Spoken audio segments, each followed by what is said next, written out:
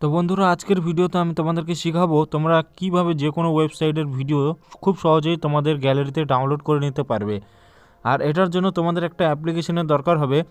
তো চলো আমি তোমাদেরকে অ্যাপ্লিকেশনটা দেখিয়ে দিচ্ছি প্লে স্টোরে গিয়ে, তারপর কিভাবে তোমরা কি করবে সব কিছু বলে দিচ্ছি। ভিডিওতে অবশ্যই লাস্ট পর্যন্ত থাকো। তো চলো আমরা চলে যাচ্ছি প্লে স্টোরে। প্লে স্টোরে আসার পরে তোমাদেরকে সার্চ করতে হবে ভিডিও ডাউনলোডার। দেখতে পাচ্ছ এখানে অনেকগুলো অ্যাপ্লিকেশন চলে এসছে। তোমাদেরকে কোনটা ডাউনলোড করতে হবে দেখতে পাচ্ছ নিচে, আমি এটা আমার 4 নম্বরে এই অপশানটা আসছে, দেখতে পাচ্ছ ভিডিও ডাউনলোডার। তোমাদেরকেও এই অ্যাপটাই তোমাদেরকেও ডাউনলোড করতে হবে।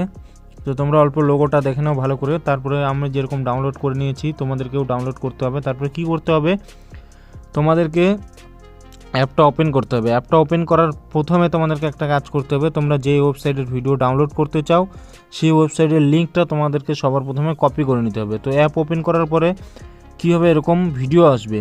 তো ভিডিওটা তোমাদেরকে কি করতে হবে, অল্প পরে স্কিপ করার অপশান আসবে, সেটা তোমাদেরকে স্কিপ করে দিতে হবে। দেখতে পাচ্ছ স্কিপ করার অপশান চলে এসছে। এখানে আরও একটা আসবে অপশান, এখানে চলে এসছে।